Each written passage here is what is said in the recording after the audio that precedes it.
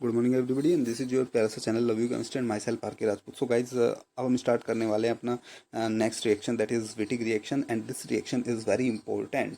और क्योंकि इस रिएक्शन में एक बहुत ही इंपॉर्टेंट चीज़ है दैट इज़ यीलाइड। ये इस रिएक्शन में फॉस्फोरस यीलाइड होता है और हमें अभी नहीं पता कि यीलाइड होता क्या है, तो हम सबसे पहले यीलाइड को पढ़ने वाले हैं। अगर हम याद करना है हमें तो हम याद रख सकते हैं इसमें एक टैग लाइन, विटिक की एक ही पहचान, यहाँ मिलेगा फास्फोरस यीलाइड का निशान। मीन्स यहाँ पे फास्फोरस यीलाइड एज अ आप कह सकते हैं ना कि इम्पोर्टेंट प्लेयर है, ठीक है ना। एक यही इस रिएक्शन को इम्पोर्टेंस देता है। तो हम पढ़ लेते हैं पहले यीलाइड क्या होता है। हम अच्छे से पहले यीलाइड को पढ़ेंगे और अलग अलग यीलाइड को देखेंगे। वैसे ज़्यादा डेप्थ में हम नहीं जाने वाले क्योंकि हमें तो बस यहाँ पे फॉस्फोरस यीलाइड यूज़ करना है। जो बाकी हम जब रिएक्शंस पढ़ेंगे यीलाइड वाली रिएक्शंस, जैसे कि आपका HW वगैरह वगैरह रिएक्शंस जब हम पढ़ेंगे सारी रिएक्शंस को एक साथ, तो वहाँ पे हम यीलाइड को सारे यीलाइड को अच्छे से पढ़ेंगे, जैसे कि सल्फर यीलाइड, फॉस्फोरस, नाइट्रोजन, टाइटेनियम वगैरह वगैरह, ठीक है ना। टैबेज रिएजेंट फिर हम पढ़ेंगे ऑर्गेनोमेटेलिक्स में। Okay, then start यीलाइड।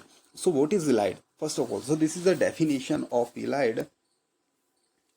It is a carbanion, ये क्या है? कार्बेनियन बेस्ड इंटरमीडिएट है where carbon is directly attach to hetero atom such as sulphur, phosphorus, nitrogen, titanium having positive charge. Means यहाँ पे क्या है, यहाँ पे एक कार्बन होगा जिसके ऊपर नेगेटिव चार्ज होगा। मीन्स क्योंकि कार्बन आयन क्या होता है, कार्बन के ऊपर नेगेटिव चार्ज, और वो डायरेक्टली जुड़ा होगा किसी हेटेरो एटम से। चाहे तो वो फास्फोरस हो सकता है, वो सल्फर भी हो सकता है, वो नाइट्रोजन भी हो सकता है, वो टाइटेनियम भी हो सकता है। इस टाइप की जो एंटिटी होती है जिसमें एक कार्बन आयन डायरेक्टली किसी हेटेरो एटम से जुड़ा हो, उसे हम बोलते हैं इलाइड।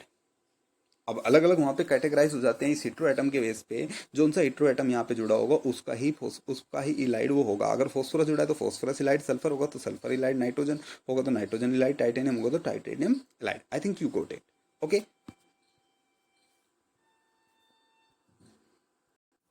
देखो। सो अब हम अगर यहाँ पे इस स्ट्रक्चर को आप देख रहे होंगे, ये जो यहाँ पे स्ट्रक्चर बनी है, तो इसमें देखो यहाँ पे CH2 के ऊपर माइनस है, तो this is your carbanion. And carbanion directly एक, यहाँ पे मैंने Y लिखा है, Y is stands for hetero atom. यहाँ पे ये डायरेक्टली एक हेटेरो एटम से जुड़ा है, तो हम कह सकते हैं this is a Allied. Okay, अब डिफरेंट टाइप ऑफ इलाइड्स मैंने यहाँ पे हमने यहाँ पे लिखे हुए हैं। That is first of all आप देख रहे हो कार्बेनियन जुड़ा है फॉस्फोरस से, तो this is phosphorus ylide. Carbon ion जुड़ा है नाइट्रोजन से, तो this is nitrogen ylide. Carbon ion जुड़ा है टाइटेनियम से, तो दिस इज टाइटेनियम इलाइड। और टाइटेनियम इलाइड में एक बहुत ही अच्छा रिएजेंट यहाँ पे आएगा आपका, टैबेज रिएजेंट, ठीक है ना, जो हम ऑर्गेनोमेटेलिक्स में और ऑर्गेनिक में भी जाके आगे पढ़ेंगे।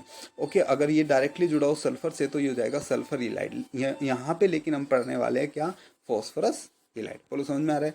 अब देखो, अगर इलाइड में जो हेटेरो एटम है उस हेटेरो एटम के पास अगर d ऑर्बिटल वैकेंट है, तो ये माइनस यहाँ पे जाएगा, इसे इलेक्ट्रॉन देगा, यहाँ पे डबल बॉन्ड बन जाएगा। ये जो यहाँ पे बॉन्डिंग बनेगी, ये बॉन्डिंग होगी आपकी p पाई d पाई बॉन्डिंग, क्योंकि कार्बन के पास p ऑर्बिटल है और इस हेटेरो एटम के पास d वैकेंट d ऑर्बिटल है, तो यहाँ पे p पाई d पाई बॉन्डिंग बनेगी, ठीक है ना, जो डबल बॉन्ड होगा। ओके, इससे आगे बात करते हैं। जो जो यीलाइड्स होते हैं वो जनरली वो दो टाइप के होते हैं, कि स्टेबलाइज यीलाइड, एक अनस्टेबलाइज यीलाइड। क्या होता है स्टेबलाइज यीलाइड एंड क्या होता है अनस्टेबलाइज यीलाइड? ये रिएक्शन की मैकेनिज्म पे बहुत ज़्यादा इफेक्ट डालता है, तो देख लेते हैं। देखो, अगर मैं बात करूँ स्टेबलाइज यीलाइड की, तो बहुत ही सिंपल होता है। अगर यीलाइड में कोई इलेक्ट्रॉन विड्रॉइंग ग्रुप जुड़ा हो, इलाइड में कोई इलेक्ट्रॉन विड्रॉइंग ग्रुप जुड़ा हो, जैसे कि C double bond OH, C double bond OH, C double bond CH3 वगैरह वगैरह, यानी कि इस टाइप का कोई इलेक्ट्रॉन विड्रॉइंग ग्रुप जुड़ा हो, जहाँ पे ये कार्बन आयन का या इलाइड का जो नेगेटिव चार्ज है वो क्या हो सके, वो आपका स्टेबलाइज हो सके। जैसे कि अगर मैं बात करूँ इस इलाइड की CH2 minus P double bond O M E, तो यहाँ पे आप इस और इसके ऊपर प्लस, आप इस नेगेटिव चार्ज को देख रहे हो। नेगेटिव चार्ज यहाँ पे क्या हो रहा है, स्टेबलाइज हो रहा है due to this electron withdrawing group. तो इस टाइप के आपके जो इलाइड होते हैं वो कहलाते हैं स्टेबलाइज इलाइड। अनस्टेबलाइज इलाइड क्या होता है, ये सिंपल इलाइड होते हैं, इसमें कोई इलेक्ट्रॉन विड्रॉइंग ग्रुप नहीं होता, बस इसमें यहाँ पे p पाई d पाई बॉन्डिंग होता है। या ऐसा भी हो सकता है यहाँ से कोई जेड जुड़ा हो, और जो ये जेड ग्रुप है ये इलेक्ट्रॉन डोनेटिंग ग्रुप हो, जो इलेक्ट्रॉन विड्रॉ ना करे, डोनेट करे, तो ये कहलाएगा अनस्टेबलाइज इलाइड। इनका बहुत ज़्यादा इंपॉर्टेंस है आगे मैकेनिज्म में। बोलो समझ में आ रहा है? जैसे कि हमने यहाँ पे एक स्टेबलाइज्ड इलाइड का एग्जांपल दे दिया, दिस इज फॉस्फोनेट एस्टर इलाइड, और इधर हमने एक फॉस्फोरस इलाइड दे दिया, ये आपका अनस्टेबलाइज इलाइड है। बोलो समझ में आ रहा है? जो फॉस्फोनेट एस्टर इलाइड होता है ये HWE रिएक्शन में यूज होता है, और जो आपका फॉस्फोरस इलाइड है ये आपका विटिग रिएक्शन में यूज होता है। तो आज हम विटिग रिएक्शन पढ़ने वाले हैं, तो हम इस रिएजेंट को ही यूज करने वाले हैं। बोलो समझ में आ रहा है? ओके, तो हम स्टार्ट करते हैं अपना reaction, that is Wittig reaction. Wittig reaction में मैंने फिर से बता रहा हूँ, जो यहाँ पे इलाइड यूज होता है वो फॉस्फोरस इलाइड यूज होता है। अब अगर मैं बात करूँ method of preparation of Allied, Allied को हम किस टाइप से फॉर्म करेंगे, इलाइड को हम कैसे बनाते हैं, तो ध्यान से सुनो, बहुत ही सिंपल है। अगर मैं कोई ट्राई सब्स्टिट्यूटेड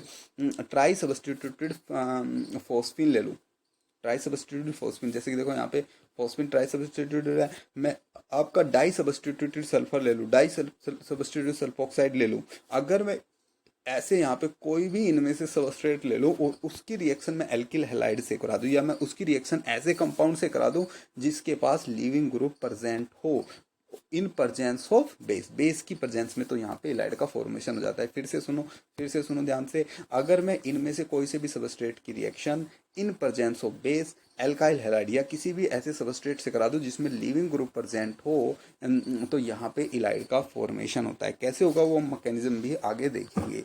जैसे कि मैं यहीं पे एक एग्जाम्पल, इसे एक एग्जाम्पल के थ्रू देखते हैं। यहाँ पे आप देखो, ये एक सबस्ट्रेट है जिसमें लिविंग ग्रुप यहाँ पे लगा हुआ है। ये पूरा, अगर आप इस पूरे को, अगर आप R मानो, इस पूरे को आप R मानो, तो R से यहाँ पे I जुड़ा हुआ है, ठीक है ना। तो ये आपका लिविंग ग्रुप जुड़ा हुआ है, और यहाँ पे आप देख रहे हो ट्राई सब्स्टिट्यूटेड फिनाइल है, और वो 1 इक्विवेलेंट दिया हुआ है उसका, और यहाँ पे एक बेस भी दिया हुआ है। और तो यहाँ पे क्या होगा, यहाँ पे होगा इलाइड का फॉर्मेशन, जैसा कि अभी मैंने पहले बताया था, ठीक है ना। ट्राई सब्स्टिट्यूटेड फिनाइल है, और 1 इक्विवेलेंट दी हुई है, और बेस दिया हुआ है, और यहाँ पे लिविंग ग्रुप कंटेनिंग एक सबस्ट्रेट दिया हुआ है। तो यहाँ पे क्या होगा, एक रिएक्शन होगी, और वो रिएक्शन यहाँ पे SN2 होती है, SN2 रिएक्शन होगी, और SN2 रिएक्शन से आपको इलाइड का फॉर्मेशन हो जाएगा। कैसे होगा, ध्यान से देखना। देखो, सबसे पहले क्या होगा, जो फॉस्फीन है, फॉस्फीन में यहाँ पे फॉस्फोरस के ऊपर लोन पेयर होंगे, ये लोन पेयर अटैक करेंगे इस साइड पे, क्योंकि ये इलेक्ट्रोफिलिक साइट है। जैसे कि इस पे साइड पे अटैक करेंगे, यहाँ से I बाहर निकलेगा। अब देखो, मैंने यहाँ पे 1 इक्विवेलेंट लिया है, अगर मैं यहाँ पे 1 इक्विवेलेंट से ज्यादा लेता तो अटैक यहाँ पे भी होता, ये Cl भी निकलता। अब ये Cl नहीं निकलेगा, ओनली ये निकलेगा, ठीक है ना। बोलो समझ में आ रहा है? ओके, देन ये लिविंग ग्रुप बाहर निकल जाएगा, और यहाँ पे आके PPH3 से अटैच हो जाएगा, और PPH3 ने क्योंकि अपना लोन पेयर इसे दिया है, तो इसके ऊपर पॉजिटिव चार्ज आ जाएगा। अब क्या होगा, अब ध्यान से सुनना, अब मेरे पास यहाँ पे जो ये वाला कार्बन है, इस पे हाइड्रोजन प्रेजेंट है, और ये हाइड्रोजन एसिडिक भी है। क्यों एसिडिक है? अगर ये हाइड्रोजन यहाँ से निकलेगा तो डबल बॉन्ड यहाँ आएगा, और ये पॉजिटिव चार्ज यहाँ से न्यूट्रलाइज हो जाएगा, तो इसलिए हाइड्रोजन यहाँ पे क्या है, एसिडिक हाइड्रोजन है, ठीक है ना। तो अब अगर मैं एक बेस लेके आऊँ, बेस, तो बेस क्या करेगा, यहाँ से इस H को एब्स्ट्रैक्ट करेगा, और ये माइनस चार्ज इस कार्बोकेटायन पे, इस कार्बन पे, जो ये वाला कार्बन है, इस कार्बन पे माइनस चार्ज आ जाएगा, ठीक है ना। तो आपको कुछ ऐसा एक सबस्ट्रेट मिलेगा, and this is nothing but ylide. आप देख सकते हो कार्बन के ऊपर नेगेटिव चार्ज, और उससे एक हेट्रो एटम जुड़ा है, और हेट्रो एटम के ऊपर प्लस चार्ज है, तो ये आपका इलाइड। और इलाइड भी कौन सा है, क्योंकि यहाँ पे फॉस्फोरस हेट्रो एटम है, तो ये आपका फॉस्फोरस इलाइड, सॉरी, तो ये आपका फॉस्फोरस इलाइड, गॉट इट। चलो, इससे आगे चलते हैं। अब हम एक दूसरा एग्जांपल ले लेते हैं। यहाँ पे हमारे पास देखो, ये पूरा R ग्रुप है, और इससे I जुड़ा हुआ है, यानी कि लिविंग ग्रुप जुड़ा हुआ है, और यहाँ पे क्या दिया हुआ है आपको, एक डाई सब्स्टिट्यूटेड सल्फोक्साइड दे रखा है। देखो क्या है, ये ऐसे है, Me और सल्फर से जुड़ा है, और सल्फर पे डबल बॉन्ड O है, ठीक है ना। यहाँ पे आप देख रहे हो सल्फर के आगे ब्रैकेट में O लिखा है, तो डबल बॉन्ड O जुड़ा है, और फिर एक बेस भी दिया हुआ है। तो यहाँ पे क्या बनेगा, इलाइड फॉर्मेशन होगा कैसे, ध्यान से देखना, मैकेनिज्म देख लेते हैं। सल्फर के पास लोन पेयर होगा, ये इस इलेक्ट्रोफिलिक साइड पे जाके अटैक करेगा, I बाहर निकल जाएगा, और यहाँ से SOMe2 यहाँ से जुड़ जाएगा, आके कुछ इस टाइप से जुड़ जाएगा, और क्योंकि इसने अपना लोन पेयर से दिया, तो इसके ऊपर प्लस आ जाएगा। फिर से क्या होगा, अल्फा के पास हाइड्रोजन है, फिर से बेस अटैक करेगा, और इस हाइड्रोजन को एब्स्ट्रैक्ट करेगा, और यहाँ पे माइनस चार्ज आ जाएगा, तो कुछ इस टाइप का सबस्ट्रेट मिलेगा। अब यहाँ पे आप देख सकते हो, सॉरी, यहाँ पे सल्फर पे प्लस है। अब यहाँ पे आप देख सकते हो कार्बन के ऊपर माइनस, यानी कि कार्बन आयन, और वो डायरेक्टली अटैच है किससे, हेट्रो एटम सल्फर से, और सल्फर के ऊपर है plus, this is your ylide. अब ध्यान से सुनना, this is a this is a stabilise ylide. कैसे, ध्यान से देखो, अगर ये माइनस यहाँ पे जाएगा तो ये यहाँ पे जाएगा, तो ये क्योंकि एक इलेक्ट्रॉन विड्रॉइंग ग्रुप लगा है तो ये एक स्टेबलाइज इलाइड है और इसका नाम होता है सल्फोक्सोनियम एलाइड। कौन सा है? सल्फोक्सोनियम एलाइड। ओके, अब इससे आगे चलते हैं। Got it? कोई दिक्कत? अब मैं विटिक रिएक्शन को देखता हूँ, विटिक रिएक्शन होती क्या है। तो देखो, विटिक रिएक्शन में कोई एक कार्बोनाइल कंपाउंड होता है, कार्बोनाइल एल्डिहाइड भी हो सकता है, कीटोन भी हो सकता है, मोस्ट ऑफ द रिएक्शन में एल्डिहाइड होता है, ठीक है ना, एल्डिहाइड भी हो सकता है, कीटोन भी हो सकता है। और वो क्या होगा, फिर फास्फोरस इलाइड की प्रेजेंस में रिएक्शन करेगा। फास्फोरस बहुत, या तो वो यहाँ पे आपको डायरेक्टली फास्फोरस इलाइड दे सकता है, नहीं तो वो यहाँ पे ये फास्फोरस इलाइड देखो इनसे फॉर्म होता है। यहाँ पे ट्राई सब्स्टिट्यूटेड फॉस्फीन है, यहाँ पे आपका एल्किल हैलाइड है, यहाँ पे बेस है, तो इससे फास्फोरस इलाइड बनेगा और वो अटैक करेगा। तो ये आपको एक टाइप से विटिक रिएक्शन दे रखी है। और ये विटिक रिएक्शन की पहचान है। और विटिक रिएक्शन में जो प्रोडक्ट बनता है वो ई और जेड दोनों एल्किन बनती है। ई भी बनती है, जेड भी बनती है। वो कौन सी कंडीशन में ई बनती है, कौन सी कंडीशन में जेड बनती है, वो हम आगे देखेंगे। बोलो समझ में आ रहा है? इससे ही मिलती जुलती एक रिएक्शन है, दैट इज HWE रिएक्शन। कौन सा? HWE reaction. अगर मैं HWE रिएक्शन की बात करूँ तो ये भी बहुत सिंपल होता है। इसमें कार्बोनाइल कंपाउंड एल्डिहाइड या कीटोन होगा और वो यहाँ पे जो इलाइड होगा वो होगा फास्फोनेट फास्फोनेट एस्टर इलाइड। कौन सा इलाइड? मैंने पीछे बताया था अभी, फास्फोनेट एस्टर इलाइड। या तो वो सीधा फास्फोनेट एस्टर इलाइड दे देगा या वो ये दे देगा, इससे फास्फोनेट एस्टर इलाइड बनता है। और जो इससे जो फास्फोनेट एस्टर इलाइड बनने की जो प्रोसेस होती है उसे हम कहते हैं आर्बुजोव रिएक्शन। कौन सी रिएक्शन बोलते हैं? आर्बुजोव रिएक्शन। तो इसमें जो ये इन सितु रिएक्शन होगी इसका नाम है आर्बुजोव। बोलो समझ में आ रहा है? ओके, होगा क्या बाद में, यहाँ पे एल्किन बनेगा। इसमें मोस्टली ई एल्किन बनता है, कभी कभी जेड एल्किन बन जाता है। वो केसेस भी हम देखेंगे जब हम HWE रिएक्शन पढ़ेंगे। यहाँ पे तो बस आज हम विटिक रिएक्शन ही पढ़ने वाले हैं। ओके, आगे चलते हैं। जो जनरली देखा गया है HWE का जो रेट होता है वो विटिक से ज़्यादा होता है। ऐसा क्यों? वो ऐसा इसलिए होता है क्योंकि HWE में stabilise carbocation stabilise Allied use होता है और स्टेबलाइज ही इंटरमीडिएट इसमें फॉर्म होगा, इसलिए यहाँ पे इसका रेट ज़्यादा होता है देन विटिक रिएक्शन।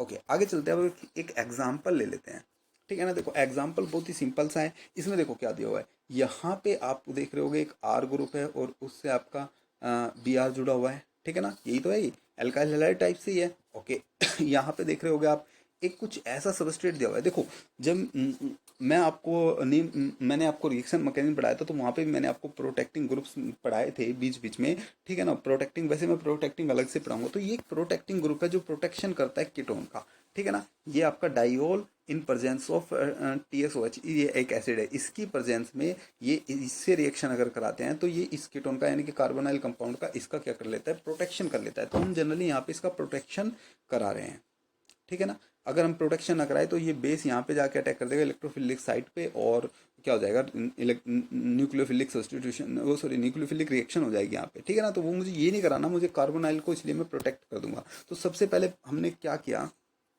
सबसे पहले हमने वो रिएजेंट लिया diol in presence of TSOH और इसका कर दिया प्रोटेक्शन। इस टाइप से कुछ प्रोटेक्शन होता है। उसके बाद में यहाँ पे दिया हुआ है POMe का 3 आइस, ठीक है ना, ये इलाइड बनाने का काम आएगा। और एक आपका बेस दिया हुआ है, तो सबसे पहले ये यहाँ पे अटैक करेगा और यहाँ से Br को निकाल देगा और कुछ इस टाइप से बनेगा। फिर ये हाइड्रोजन निकल के और यहाँ पे इलाइड का फॉर्मेशन हो जाएगा। तो यहाँ तक जो हुआ वो क्या हुआ, इलाइड का फॉर्मेशन होगा। देखो ये इलाइड बन गया, ठीक है ना। अब जो इलाइड होगा उस इलाइड में ये कार्बन न्यूक्लियोफाइल है, ये माइनस, ये कार्बन न्यूक्लियोफाइल की तरह बिहेव करता है। माइनस यहाँ पे अटैक करेगा, हमें एक आगे कार्बोनाइल कंपाउंड एक एल्डिहाइड भी दिया हुआ है ना, देखो ये एल्डिहाइड, इस एल्डिहाइड में देखो यहाँ तक तो हमने क्या बना लिया, हमने यहाँ तक तो इलाइड बना लिया, फास्फोरस इलाइड बना लिया, ठीक है ना। या अगर फास्फोनेट की बात करो तो HWE हो जाएगी। इसमें ये हमने इलाइड बना लिया, इलाइड का फॉर्मेशन। उससे आगे आपको कार्बोनाइल कंपाउंड दिया है तो ये आपका विटिक HWE, ये आपका रिएक्शन पूरा हो जाएगा, ठीक है ना।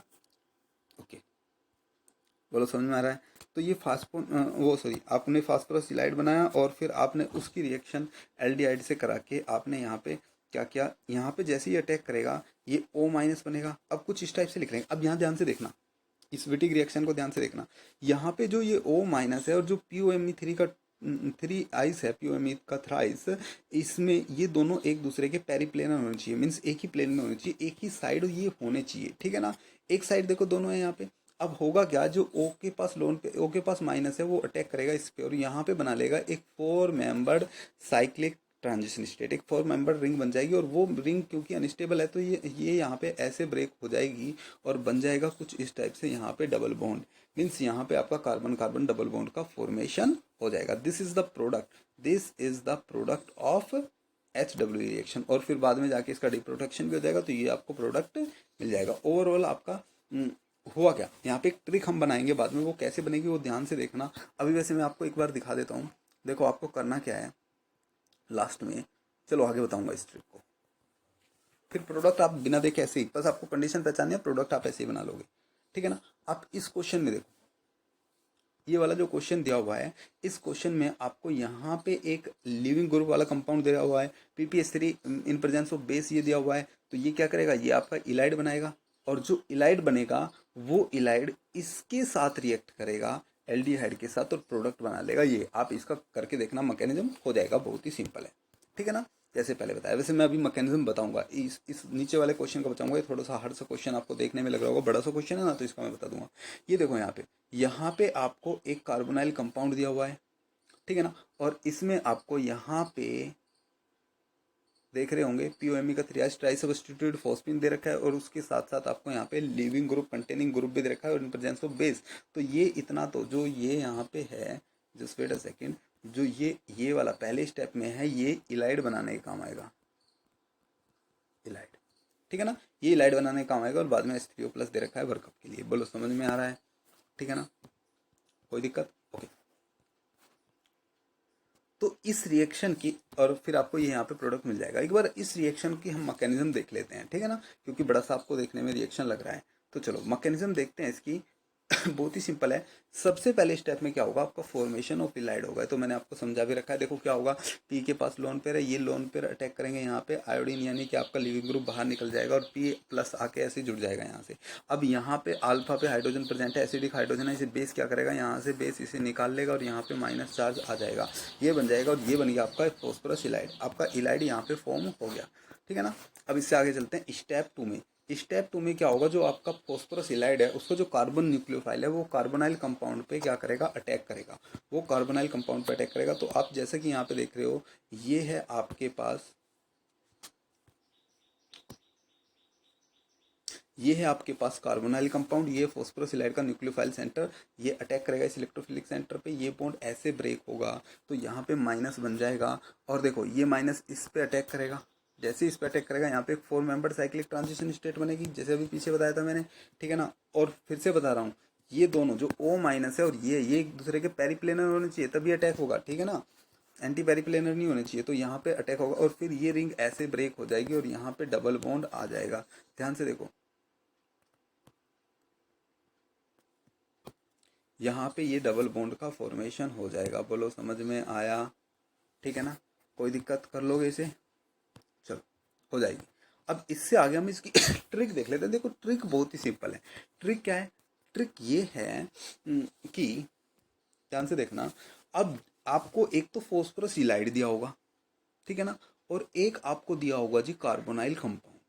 आपको करना क्या है, जो फॉस्फोरस इलाइड में जो अल्फा कार्बन पे, या मैं बात करूं जो जिस कार्बन पे हेलोजन लगा हुआ है, एल्किल हैलाइड में जिस पे हेलोजन लगा हुआ है, तो उसमें से आप इस हैलाइड ग्रुप को और एक H को निकाल दोगे, ठीक है ना, समझ रहे हो। और जो कार्बोनाइल कंपाउंड है उसमें से इस O को हटा दोगे, रिमूव कर दोगे, और इस कार्बन को मैंने नंबरिंग किया हुआ है और इस कार्बन को, बस आपको करना क्या है, ये निकाल के इस कार्बन को और इस कार्बन को एक दूसरे से डबल बॉन्ड से जोड़ देना है। फिर से सुनो, यहाँ से X और H हटाओ, ठीक है ना, यहाँ से O हटाओ और इस कार्बन को इस कार्बन से डबल बॉन्ड के थ्रू जोड़ दो। बस ये रिएक्शन आपका, रिएक्शन का शॉर्ट ट्रिक है, ऐसे आपको करना है। देखो सबसे पहले आपको क्या करना है, रिएक्शन पहचानना है कि कार्बोनाइल कंपाउंड दे रखा है, फिर आपको फॉस्फोरस इलाइड दे रखा है, या आपको एल्किल हैलाइड दे के उसके साथ ट्राइफिनाइल फोस्फीन दे रखा है, और प्लस आपको क्या दे रखा है, यहाँ पे बेस दे रखा है। तो ये आपका पूरा क्या करेगा, फॉस्फोरस इलाइड बनाएगा, और उसकी प्रेजेंस में यहाँ पे एल्डिहाइड या कीटोन दे रखा है। तो यहाँ पे आपको कर क्या, तो ये आपका विटिक रिएक्शन होगा। तो आपको कर क्या देना है, इन दोनों कार्बन के बीच डबल बॉन्ड बना देना है, यहाँ से ऑक्सीजन हटा देना है, यहाँ से हेलोजन और हाइड्रोजन हटा देना है। बोलो समझ में आया, ऐसे आप रिएक्शन करोगे। चलो ऊपर वाले क्वेश्चन के भी मैं दिखा देता हूँ, इस क्वेश्चन में भी मैं ऐसे ही करवाता हूँ। देखो जी, इस क्वेश्चन में देखो, अगर मैं ट्रिक लगाऊं तो यहाँ पे देखो, आप देख रहे हो कि एक आपका हेलाइड वाला ग्रुप दे रखा है, एक ये दे रखा है, ठीक है ना, और ये यानी और बेस दे रखा है, तो इसका मतलब यहाँ से तो टोटल फास्फोरस इलाइड बन जाएगा, ठीक है ना। और ये वर्कअप के लिए, और यहाँ पे डबल बॉन्ड हो तो आपको इस कार्बन को और कौन से कार्बन को जोड़ना है। अब ध्यान से सुनो, आपका इलाइड कहाँ पे फॉर्मेशन होगा, आपका इलाइड फॉर्मेशन होगा यहाँ पे, तो आपको अभी इलाइड बनाने की जरूरत नहीं, बस आप क्या करो, इस आई को हटाओ यहाँ से और जस्ट इस कार्बन को और इस कार्बन को डबल बॉन्ड के थ्रू जोड़ दो, तो आप प्रोडक्ट देख सकते हो अपना, जिसमें ऊपर दिखा देता हूँ। तो आप प्रोडक्ट देख सकते हो क्या क्या है, इस कार्बन को और इस वाले कार्बन को आपस में यहाँ से डबल बॉन्ड के थ्रू हमने जोड़ दिया है, तो प्रोडक्ट आपका बन जाएगा। बोलो समझ में आ रहा है। ये है जी विटिक रिएक्शन, बहुत ही सिंपल है, बहुत ज़्यादा सिंपल और बहुत ज़्यादा इंपॉर्टेंट भी है। देखो अब क्वेश्चंस दिए हुए हैं, क्वेश्चंस को कर लेते हैं। पहला क्वेश्चन देखो, यहाँ पे एक एल्किल हैलाइड दिया हुआ है, यहाँ पे ट्राइफिनाइल फोस्फीन दिया हुआ है, बेस दिया हुआ है और कार्बोनाइल कंपाउंड दिया हुआ है। ये तीनों तो आपका मिलके इलाइड बना लेंगे, और जो इलाइड होगा कार्बोनाइल कंपाउंड से रिएक्ट करके ये आपका क्या होगा, विटिक रिएक्शन होगा। आपको करना क्या है, ध्यान से देखो, कार्बोनाइल कंपाउंड में ये कार्बोनाइल कार्बन का, को इस कार्बन से जोड़ना है, यहाँ से एक Cl और एक H निकाल दो, बस CH हो जाएगा, और उस CH को इस C से डबल बॉन्ड से जोड़ दो, देखो ये रहा, ठीक है ना, ये आपका विटिक रिएक्शन हो जाएगा। ध्यान से देख लो। नेक्स्ट रिएक्शन देखो, यहाँ पे एल्किल हैलाइड दिया हुआ है, triphenyl phosphine in presence of base, ये इलाइड बनाएगा, और फिर इस कार्बोनाइल कंपाउंड के कार्बन से उसको आपको जोड़ देना है। तो यहाँ से एक H हटाओगे तो यहाँ पे खाली CH2 बचेगा, CH2 इससे आके जुड़ जाएगा इस कार्बन से, ठीक है ना। तो देखो इस वाले कार्बन से आके CH2 डबल बॉन्ड से जुड़ गया, तो विटिक रिएक्शन है। लो जी नेक्स्ट क्वेश्चन देख लो, क्वेश्चन बहुत है हमारे पास। यहाँ पे देखो ये आपका लिविंग ग्रुप दे रखा है ट्राइफिनाइल फोस्फीन और बेस दे रखा है, तो यहाँ से फॉस्फोरस इलाइड बन जाएगा, और इस कार्बन से O हटा के और इस कार्बन के को इस कार्बन से डबल बॉन्ड से जोड़ दो, वहाँ पे CH आ जाएगा।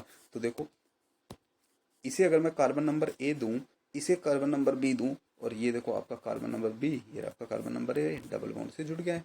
बोलो समझ में आ रहा है, ये विटिक रिएक्शन है। नेक्स्ट क्वेश्चन देख लो, इस क्वेश्चन को देखो आप ध्यान से, और इसमें ये क्या दिया हुआ है, पहले ही आपका ये कार्बोनाइल कंपाउंड दिया हुआ है, ठीक है ना,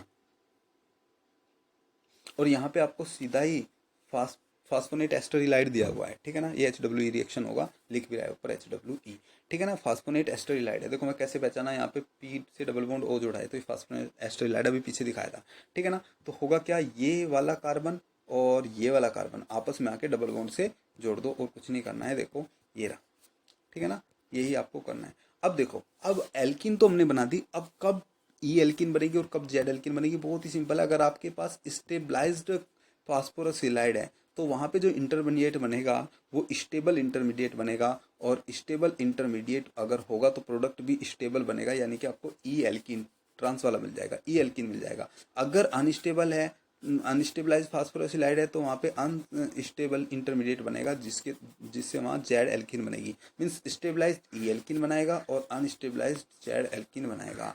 बोलो समझ में आ रहा है, ठीक है ना, आप लोग इसे कोरिलेट कर पा रहे हो। देखो अब ये क्वेश्चन है, ये क्वेश्चन आपका गेट 2006 में आया हुआ है, बहुत ही इंपॉर्टेंट क्वेश्चन है, ठीक है ना। देख लेते हैं, आप इसे बहुत ही आसानी से कर लोगे। देखो यहाँ पे ARCHO यानी कि, और AR क्या है, यहाँ पे इसने दिया हुआ है कि AR ये ग्रुप है, चलो आप AR लिखो और इसका फॉर्मूला ही बना दो, आप इसका स्ट्रक्चर बना दो। आप यहाँ पे Me है, और Me में यहाँ से ये जुड़ा हुआ है CHO, कुछ इस टाइप का ये वाला कंपाउंड है।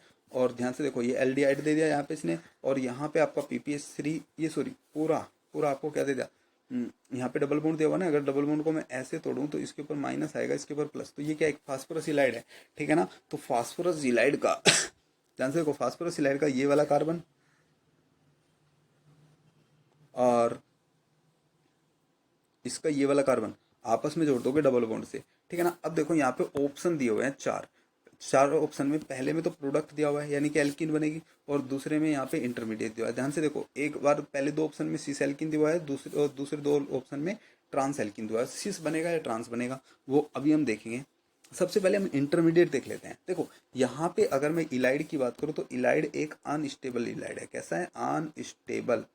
अब आप मुझे एक बात बताओ, अभी मैंने पढ़ा अनस्टेबलाइज जो इलाइड होते हैं उसमें इंटरमीडिएट कैसा बनता है, अनस्टेबल बनता है। तो अब जो चारों इंटरमीडिएट यहाँ पे दिए हुए हैं उनमें स्टेबल देख लो कौन सा है। तो देखो इसमें अगर आप देखो तो एक बड़ा ग्रुप और ये बड़ा ग्रुप और ये बड़ा ग्रुप, तीनों ग्रुप दूर दूर रखे हैं, तो इसमें बहुत कम हिंड्रेंस है। यहीं पे अगर आप दूसरे वाले की बात करो तो तीनों हिंड्रेंस ग्रुप एक ही साइड दिया, तीनों हिंड्रेड ग्रुप एक साइड दिया है, तो सबसे ज्यादा हिंड्रेंस है, हिंड्रेंस ज्यादा होने के कारण ये अनस्टेबलाइज है, तो ये यहाँ पे इंटरमीडिएट फॉर्म होगा।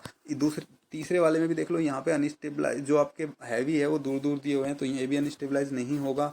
और नेक्स्ट वाला अगर आप बात करो ये, तो ये भी आपका अनस्टेबलाइज होगा, क्योंकि तीनों बड़े बड़े साथ साथ दे रखे हैं।